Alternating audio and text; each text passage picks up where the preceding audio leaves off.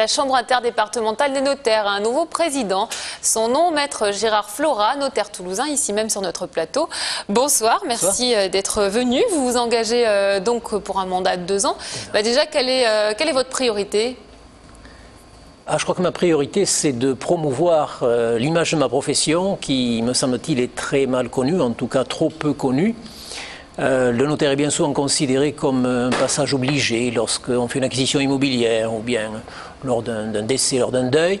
Le notaire, c'est pas du tout ça. Le notaire, c'est un juriste de proximité, c'est quelqu'un qui est à l'écoute de ses clients, de ses concitoyens, qui a un statut un peu particulier, même très particulier, puisque le notaire est nommé par le garde des Sceaux, il est donc responsable du garde des Sceaux, il est délégataire de l'autorité de l'État, et il a cette dualité qui fait sa spécificité, c'est qu'il est aussi profession libérale, il a donc une obligation de conseil dans le cadre du respect de la loi à l'égard de ses clients. Quel parcours vous a amené jusque-là ?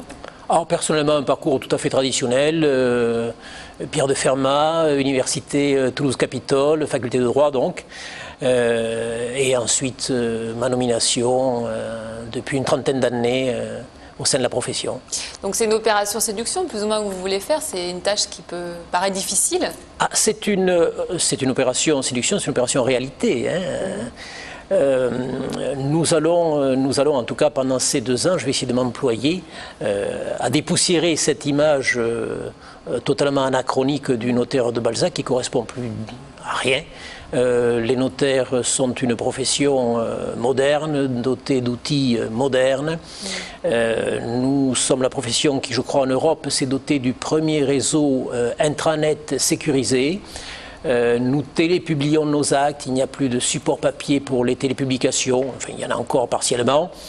Nous avons des outils qui sont, je dirais, à la pointe de l'innovation dans le notaire de Balzac, mais nous y sommes encore attachés parce que quelque part ce sont nos racines et il faut être attaché à ces racines pour ensuite aller de l'avant. Vous parlez de préjugés, il y a aussi les rémunérations. Souvent on fantasme un peu sur la rémunération des notaires. Oui, mais je crois que là aussi c'est un défaut de communication. Rémunération des notaires, prenons un exemple très simple. Une personne vient faire une acquisition d'un bien immobilier, le notaire lui réclame une certaine somme d'argent. Il faut savoir que sur cette somme d'argent, pratiquement 90% revient au trésor public, puisque le notaire, en tant que, je l'indiquais, en tant que délégataire de l'État, c'est quelque part un fonctionnaire.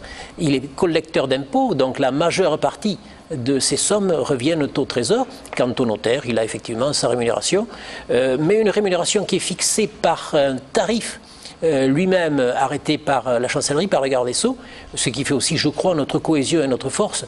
Le fait d'avoir un tarif, d'une part, tous les notaires ont un coût équivalent, et d'autre part, ça nécessite une juste et loyale concurrence entre eux. Alors rapidement, un point sur ce début d'année en matière d'immobilier, puisque vous êtes bien placé pour connaître les tendances, et puis pour l'année qui vient, là, qui va suivre. Alors l'immobilier, vous le savez, a subi la crise que, on va dire, toute l'économie a subi,